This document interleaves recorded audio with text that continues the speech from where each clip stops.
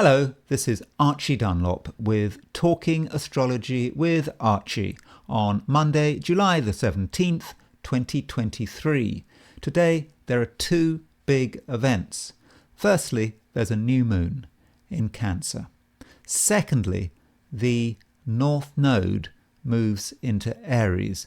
Specifically, the true North Node moves into Aries. So I'm going to be looking at these two events.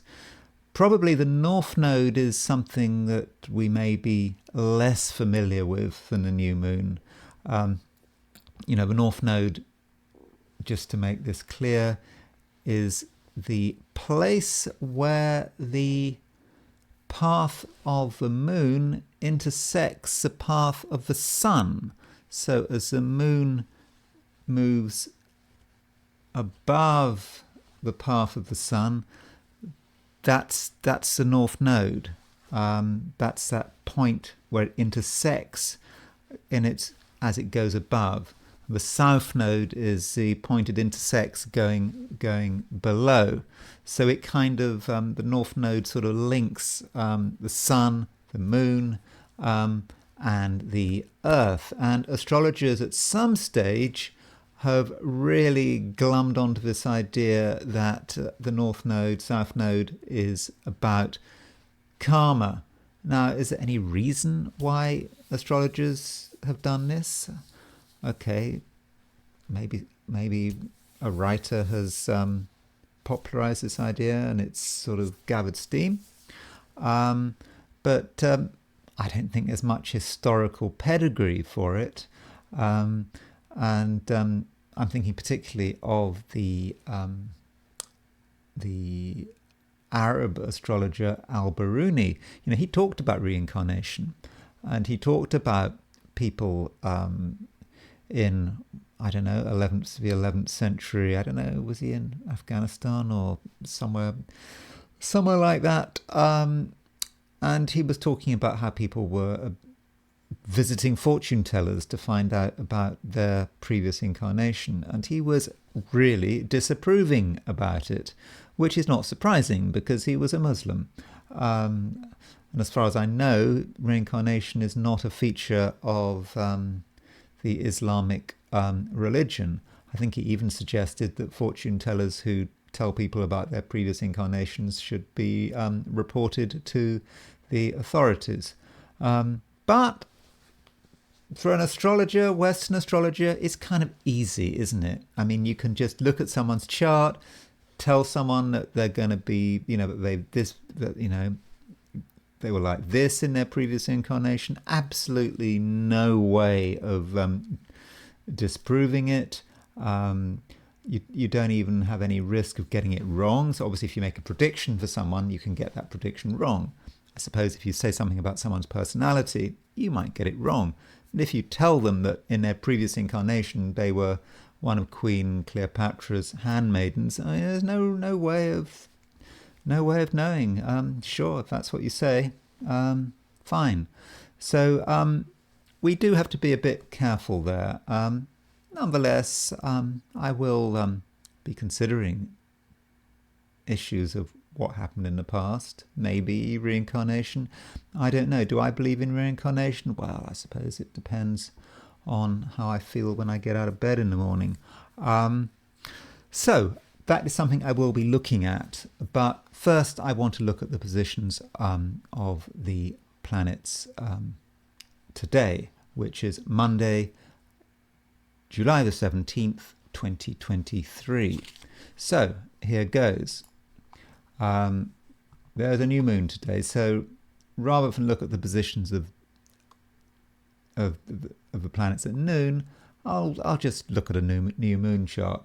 This new moon is set for London at 7:32 p.m. today. The new moon will have different times depending on where they're set. So, what's the main theme? What kind of day is it going to be like? Obviously, it's a new moon. So, there you have it. Sun and moon are in the same place. So, what that suggests is that it's a new beginning. The new moon represents, the start of a new cycle. And if we want to begin something in our lives, now might be the time to do it. Now, new moons can be quite secretive. They're dark. You can't see the moon during the new moon. And so it may be a time where we can sort of sow the seeds for a new project. But really, it's important that we don't tell anyone to begin with unless we really have to. Now, this new moon is sextile Uranus. So there's a certain excitement there. I mean, it's a time where we can create spectacular effects, but slowly. We have to kind of use our talent. It's a sextile. And we shouldn't necessarily expect immediate and dramatic results. And I should say, by the way, I don't actually regard this new moon as being particularly important. I was considering having a separate video for this new moon, but it's not an eclipse. I don't think it's a particularly exciting new moon. I don't think we need to get really obsessed about it, which is one of the reasons I didn't do a video. So that's a new moon. We also see that Mercury is in Leo and it is square Jupiter. I'm not convinced that Mercury square Jupiter is a particularly good aspect. It's in fixed signs. Jupiter is in Taurus, can be about principles. Mercury square Jupiter might talk about people who are really into their own principles, what they believe in, and they're not prepared to negotiate. They're certainly prepared to communicate about what they believe in, but they're not prepared to change their mind. So don't be surprised if you come across people who are intellectually stubborn. And of course, we ourselves might be intellectually stubborn, regardless of what the evidence is in front of us. We're just gonna find it very difficult to change, and matters are made more complicated by the fact that Mercury is making an 135-degree aspect to Neptune. That's a sesquiquadrate in the jargon. Mercury is a planet of the intellect, communication. Neptune is a planet of chaos.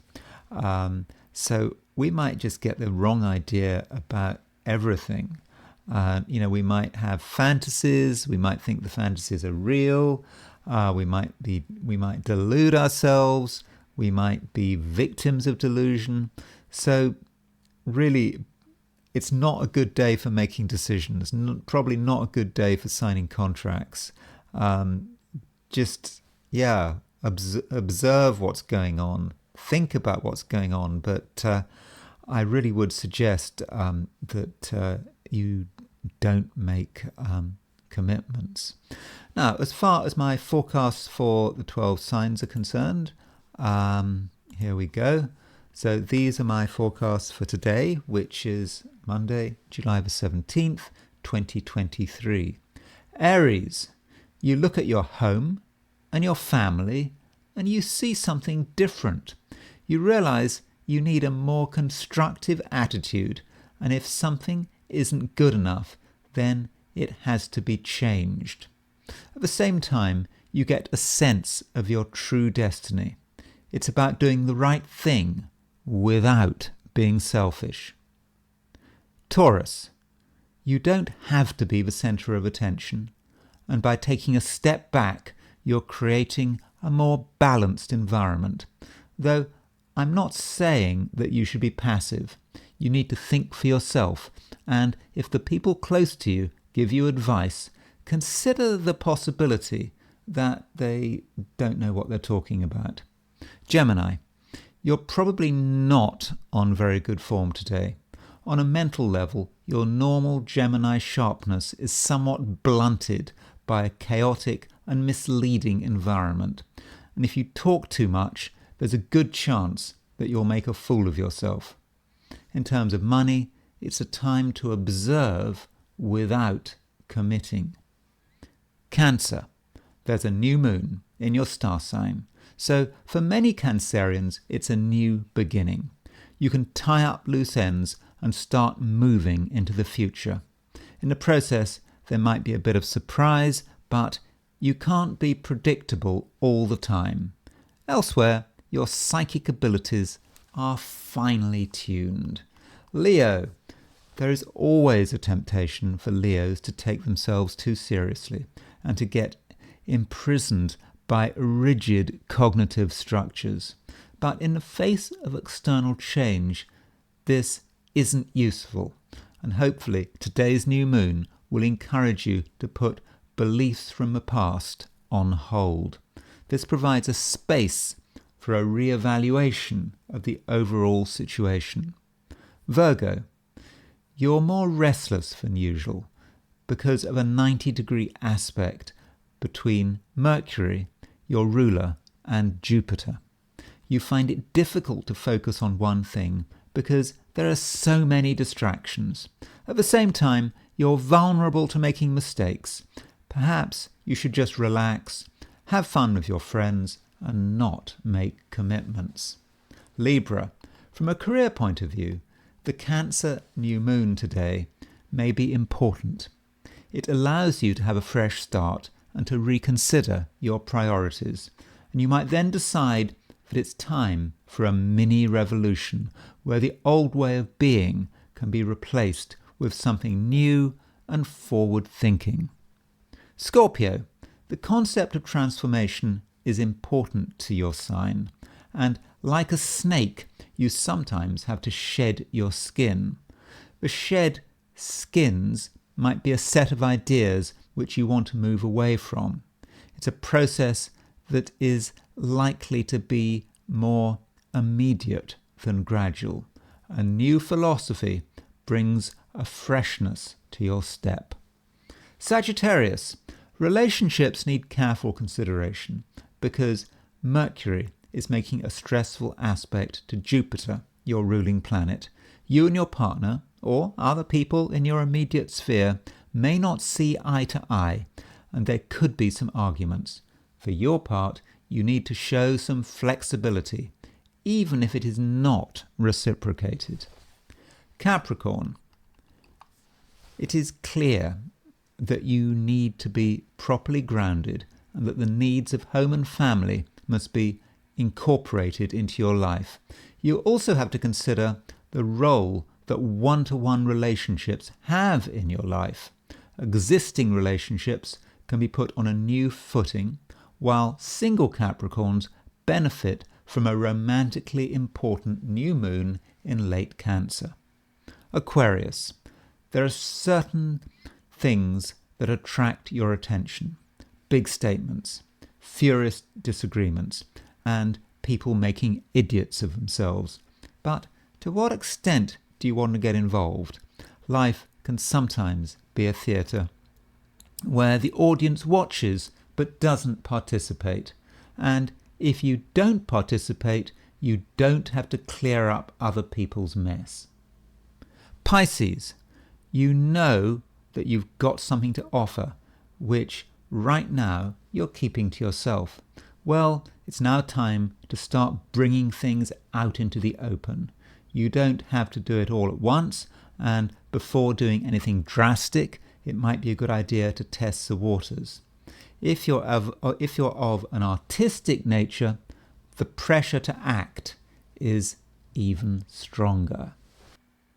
So I'm now going to turn to the I Ching, and as usual, I threw 3 coins in the air and I asked the question, what is Monday going to be like for visitors to my YouTube channel? So the first hexagram I got was hexagram number 5, which is waiting. It's like we're waiting for something and we feel confident that it's going to be ours. It's just a matter of just, waiting it out, not panicking. not worrying about it not happening. And so it seems okay. We're just waiting for good news. Yet at some stage, something might go wrong. We might suddenly really start worrying for some reason.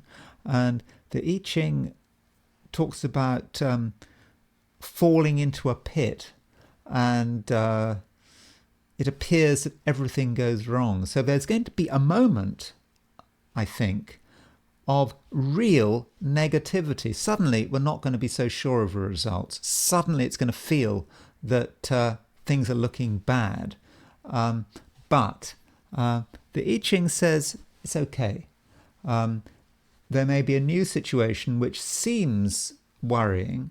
Maybe a new person arrives on the scene. We think it's bad, but actually it's not bad. The situation is rescued and it's resolved, and then we can move to the next hexagram, which is hexagram number 9, the taming power of the small. Still, the thing we're waiting for hasn't arrived. I think the I Ching talks about dense clouds, but no rain. So if we're waiting for something, we're not going to get it straight away, but we just have to discipline ourselves, be patient, and everything will be fine. So it's not a very exciting I Ching reading, but it's okay. Don't panic. What you're waiting for, I think you'll eventually get it.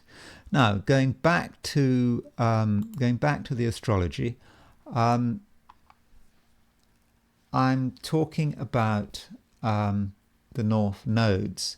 So the North node is moving into Aries. So what might that actually mean? So the North node is where we should be going to. The South node is where we are coming from. And so that's why people go on about the karma point of view. So look, here's the new moon chart. You know, okay, in fact, the North node is still, at the time of a new moon, the North node is still in Taurus, but you can see it's 0 degrees, 1 minute Taurus. It's later in the day, London time, it will move into Aries. So for the last few years, the North node has been in Taurus. The South node has been in Scorpio, by definition. So what has that meant over the last few years? So I would say that in the wake of COVID, North node in Taurus is about stabilizing ourselves. That's what we're supposed to be doing. We were supposed to be looking for stability after this great collective trauma with COVID. We were supposed to be sorting out our lives, sorting out our money, giving ourselves grounding, because Taurus is an earth sign. So the South node was Scorpio. That's what we should have been getting away from. With COVID, everyone was obsessed about death and, death, whether it's death from COVID, death from vaccinations. I'm not, that's what some people think. I'm not going to go down that road. But these are people's concerns. By the way, I should say that I've had loads of vaxes. It doesn't bother me. More vaxes the better. That's my view. I mean, I'm quite disappointed when I tried to get a vaccination a few weeks ago. They wouldn't give it to me. But that's just me. So the South node was in Scorpio. It's telling us to move away from all these concerns about death, all these concerns about COVID and the vaccine. We need to just get real, get into the North node in Taurus, get our grounding back. And, that's what we should have done. I mean, I don't think that society necessarily followed that. I mean, what happened the moment COVID ended? We got involved in this war in Ukraine. that's not exactly North Node in Taurus. I mean, it's more like South Node in Scorpio. We getting involved in this life and death struggle, existential struggle. If you were Russia, it was an existential struggle. NATO and the West, it soon became an existential struggle for them. That's Scorpio, existential struggles. And so that war in Ukraine, basically, from a node point of view, it shouldn't have happened. I mean, it did happen, but that wasn't a constructive thing to do. That wasn't the way we should have been going. We should have been focusing on the Taurus.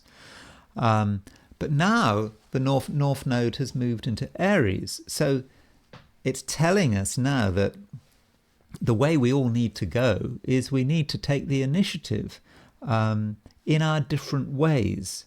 North Node in Aries is about deciding what we believe in, deciding what's important to us, and standing our ground and not being shy. So if something upsets us, we don't like what other people are doing, we don't like what our government is doing, with North Node in Aries, we have an obligation to do something about it. The planet, it's North Node in Aries. That's what all of us, wherever we are, that from a societal point of view, that's what we should be doing. South Node in Libra, that's what we should not be doing. Libra just wants a quiet life. Libra just wants to compromise. No, that's not what we should be doing. There's some serious things going on in the world, serious things that are bad. And I'm not taking any political position there. It doesn't matter what your position is. There are bad things going on in the world. And if you take the South Node in Libra approach, you're just saying, fine, well, I don't want to have a struggle. I don't want to fight. I don't want to cause any trouble. No, that's not what you should be doing. Not what we should be doing. So in this last part of this video, I wanted to just look at some charts of people who had the North Node in Aries. They will, of course, reflect my interests and what the kind of people I find interesting. So, for example, Timothy McVeigh. Timothy McVeigh is the Oklahoma bomber. He blew up this huge device in Oklahoma. He didn't like the government, and he was executed for it. And he had the North Node in Aries. So you could say that's a very North Node in Aries thing to do. Aries is is a fiery sign. It's quite turbulent, and so he seems to be living out. He seemed to have been living out his North Node in Aries. And if you look at the Oklahoma bombing, at the time of the Oklahoma bombing, the sun was in Aries, so the sun was actually just about to leave Aries. So maybe the sun had been triggering that North Node, encouraging him to move in this direction, because he felt that was the direction he should have been going for, taking a stand, against the all these attempts to take away people's guns and this kind of thing that he did not approve of. And having North Node in Aries, that was what he was going to do. But it's a kind of morally ambivalent thing. It's not saying whether it's a good or a bad thing to be doing. Another person who has the North Node in Aries is Marine Le Pen, the right-wing politician in France. Her party used to be called the Front National, the National Front. They changed their name, but I can't remember what it's been called.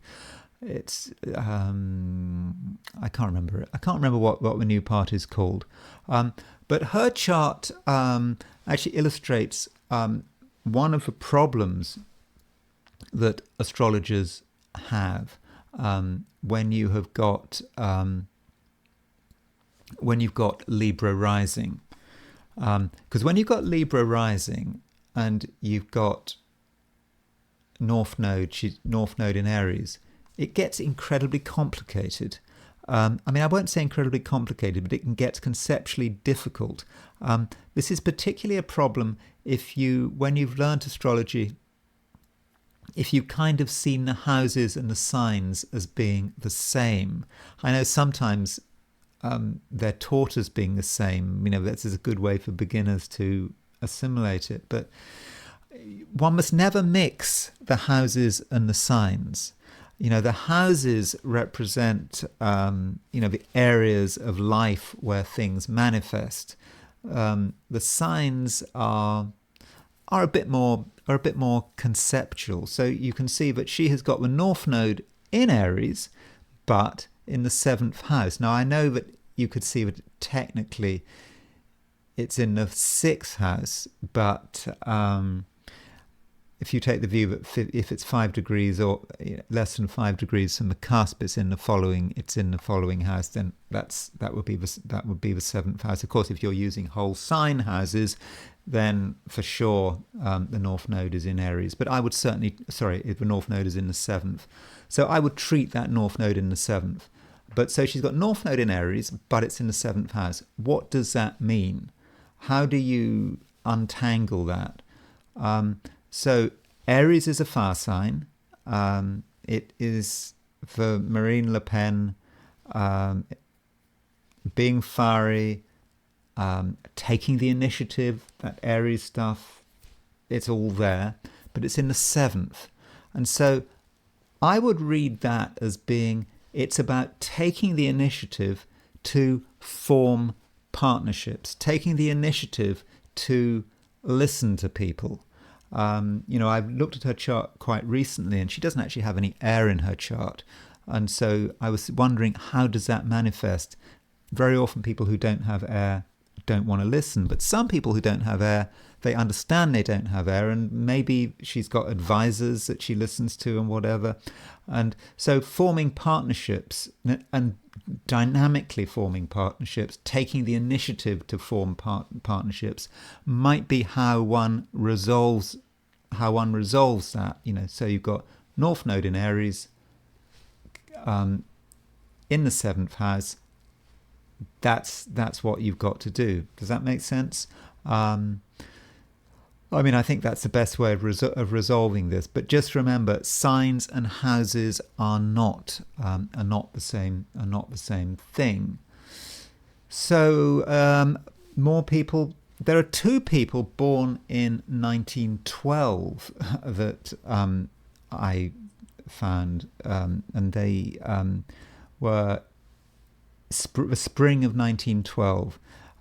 Eva Braun, Hitler's wife, she had the North Node in Aries, and so how does one read this?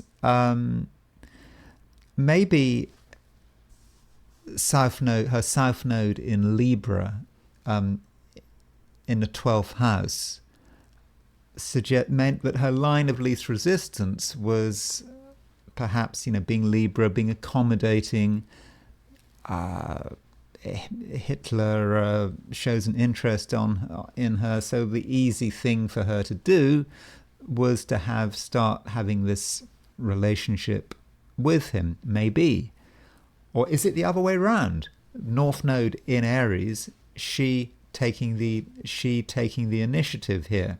In the 6th house, I don't know, it's difficult. And what makes it more complicated is if you look at Adolf Hitler's chart, Adolf Hitler had Mercury at 25 degrees Aries. So you go back to Eva Braun's chart. So Hitler's Mercury was on her North Node. So we all know how Hitler communicates, Hitler's speeches, and you can imagine with her North Node in Aries, she'd listened to Hitler's speeches.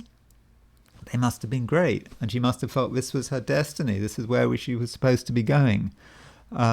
Again, where is the morality here? I don't know. Was it her destiny to be impressed by Hitler's speeches and the whole way he communicated, and become his wife? I don't know. That's something that is certainly something to consider. Now, there was another person born in the spring of 1912 who I do find interesting, having spent some time in Slovakia. So this person is Josef Gabčík. Now, Josef Gabčík, he was an assassin, and he assassinated Reinhard Heydrich, who was the top guy in Bohemia and Moravia. And you can see that how that fits. He's got Sun in Aries, conjunct the North Node. Aries is a very brave sign, and so you could say, the bravery there is, being parachuted into Czechoslovakia, or what's now or close to Prague or whatever, and arranging to kill Heydrich, who was the worst Nazi of them all. And so that kind of fits his destiny. But we also notice he's got this North Node is square Neptune. Now, Eva Braun also, if you're going back to Eva Braun, she also has, because she was born very close to him, relatively close, she also had North Node square Neptune. So yes, it is a generational thing, but these two people, Eva Braun and Josef Gabčík, they did quite exceptional things. So this square Neptune for Eva Braun, that might have been about the confusion about her destiny. What is she supposed to be doing? Because of this whole situation of suddenly Hitler's interested in her, you can imagine Neptune would have just, total confusion. But we can see the confusion in a different way with Josef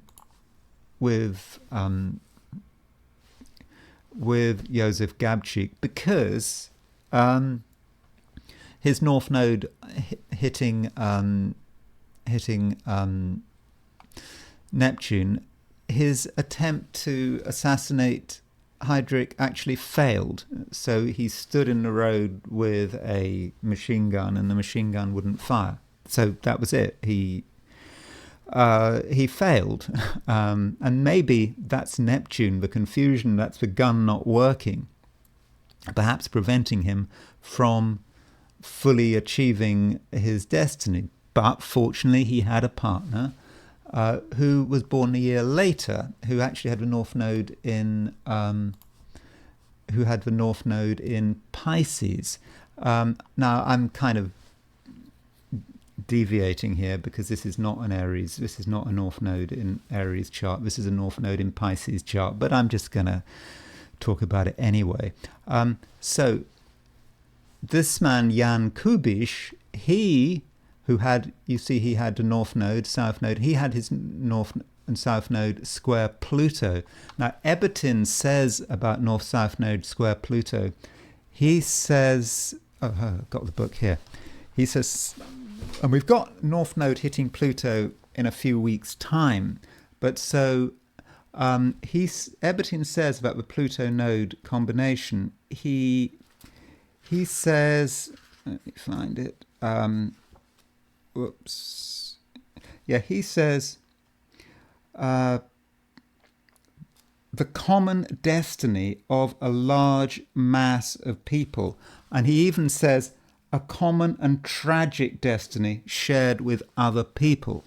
And so, as a result of this of the assassination, a lot of people in Czechoslovakia were murdered by the Nazis. The town of Lidice, you could say. So tragic destiny.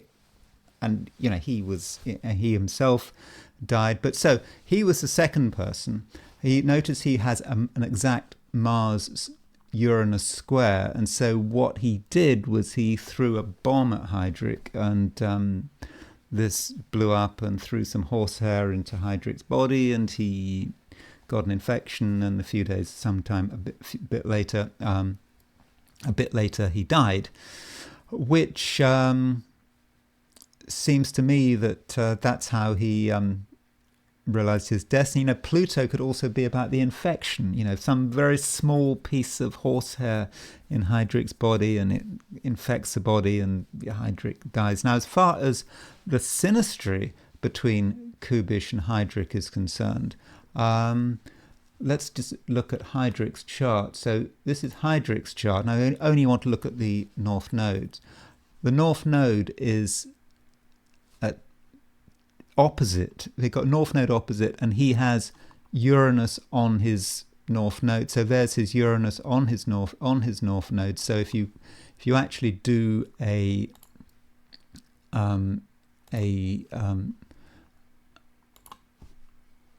synastry between him and his assassin, there you can see Heydrich in the middle. There is his North node axis with Uranus squaring it, and then you can see that Kubish's South node is on Heydrich's North node, and there's the Pluto. So you've got that forms between the two charts this sort of grand cross, the Pluto of Kubish opposition Heydrich's Uranus, and then the nodal axes are reversed, but they're kind of fitting together. And so that's a kind of nice link between killer and victim. So I've kind of gone on for a bit too much here, and I've kind of gone a bit off topic. Sorry about that. So anyway, that's all I'm going to say for today, and I will talk to you tomorrow.